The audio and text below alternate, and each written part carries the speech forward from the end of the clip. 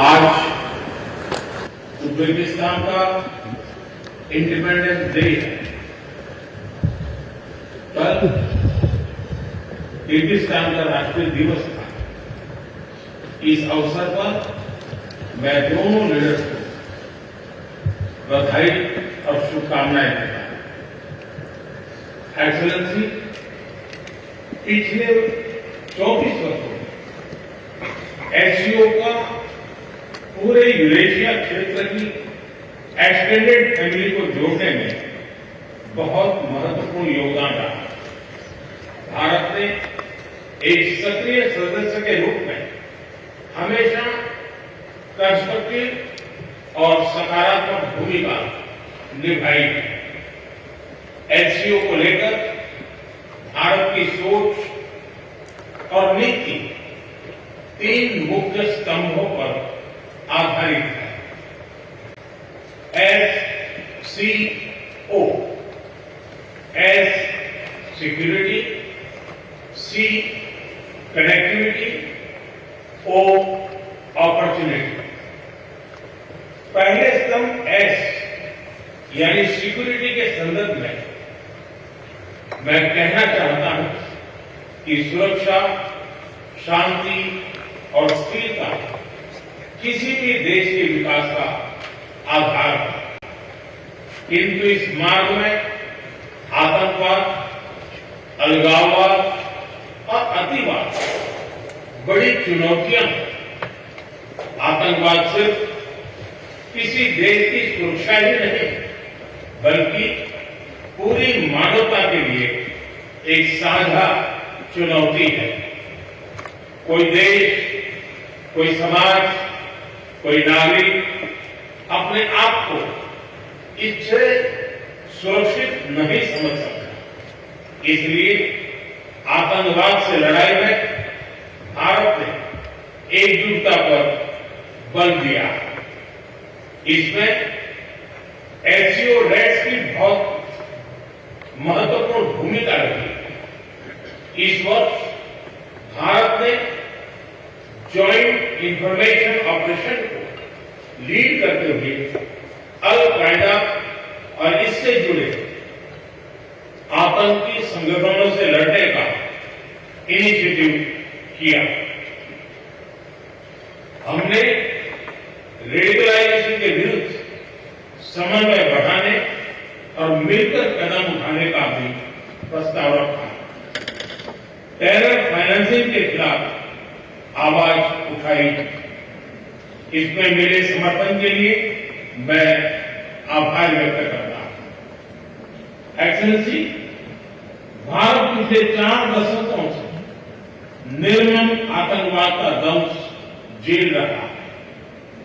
कितनी ही माताओं ने अपने बच्चे खोए और कितने बच्चे अनाथ हो गए। हाल ही में हमने पहलगाम में टेररिज्म का बहुत ही घिनौना रूप देखा। इस दुख की घड़ी में जो मित्र देश हमारे साथ खड़े रहे, मैं उनका आभार व्यक्त करता हूं। यह हमला केवल भारत की अंतरात्मा पर ही आघात नहीं था, यह मानवता में विश्वास रखने वाले हर देश, हर व्यक्ति को खुली चुनौती थी। ऐसे में प्रश्न उठना स्वाभाविक है, क्या कुछ देशों द्वारा आतंकवाद का खुलेआम समर्थन हमें स्वीकार्य हो सकता है? एक्सेलेंसी, हमें स्पष्ट रूप से और एक स्वर में कहना होगा कि आतंकवाद पर कोई भी डबल स्टैंडर्ड स्वीकार्य नहीं होंगे। हमें मिलकर आतंकवाद का हर रंग में, हर रूप में विरोध करना होगा। ये मानवता के प्रति हमारा दायित्व है। एक्सेलेंसी, अब मैं दूसरे स्तंभ सी यानी कनेक्टिविटी पर अपने विचार रखना चाहूंगा। भारत का हमेशा से मत रहा है कि मजबूत कनेक्टिविटी से केवल व्यापार ही नहीं बल्कि विश्वास और विकास के द्वार भी खुलते हैं। इसी सोच के साथ हम चाबहार पोर्ट और international north south transport corridor जैसे इनिशिएटिव पर काम कर रहे हैं। इनसे हम अफगानिस्तान और मध्य एशिया के साथ संपर्क बढ़ा सकते हैं। हमारा मानना है कि कनेक्टिविटी के हर प्रयास में संप्रभुता और क्षेत्रीय अखंडता का सम्मान होना चाहिए। यही एससीओ चार्टर के मूल सिद्धांतों में भी विदित है। Connectivity that bypasses sovereignty, losing trust and meaning. Excellency, तीसरा स्तंभ है ओ, यानी opportunity. Opportunity for cooperation and reform. 2023 में भारत की अध्यक्षता के दौरान नई ऊर्जा और विचारों का संचार हुआ। स्टार्टअप्स और innovation, traditional medicine, youth empowerment, digital inclusion और शेयर्ड बुद्धिस्ट हेरिटेज जैसे नए विषयों को अपने सहयोग में जोड़ा। हमारा प्रयास था कि एससीओ को सरकारों के परे भी ले जाए। सामान्य मानवी, यंग साइंटिस्ट, स्कॉलर्स और स्टार्टअप को भी आपस में जोड़े। हमारे पीपल टू पीपल टाइम को दृढ़ता देने के लिए मैं आज एक और सुझाव रखना चाहूंगा। एससीओ के अंतर्गत एक सिविलाइजेशन डायलॉग फोरम बनाया है। इससे हम अपनी प्राचीन सभ्यताओं, कला, साहित्य और परंपराओं को वैश्विक मंच पर साझा कर सकते हैं। एक्सेलेंसी, आज भारत रिफॉर्म, परफॉर्म, ट्रांसफॉर्म के मूल मंत्र पर आगे बढ़ रहा है।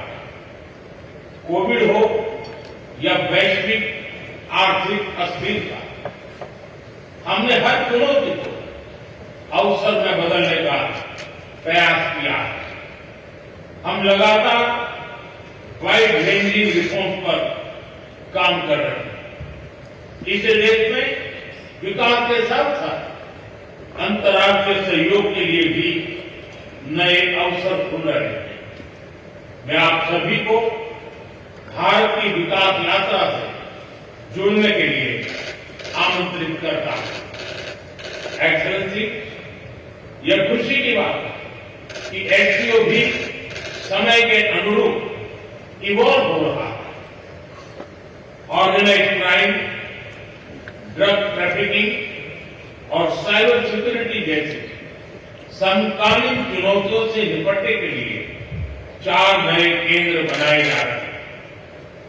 हम इस रिफॉर्म ओरिएंटेड माइंडसेट का स्वागत करते हैं। वैश्विक संस्थानों में रिफॉर्म्स के लिए एससीओ सदस्य आपसी सहयोग बढ़ा सकते हैं। संयुक्त राष्ट्र की 80वीं वर्षगांठ के अवसर पर हम एकमत होकर यूएन रिफॉर्म का आह्वान कर सकते हैं।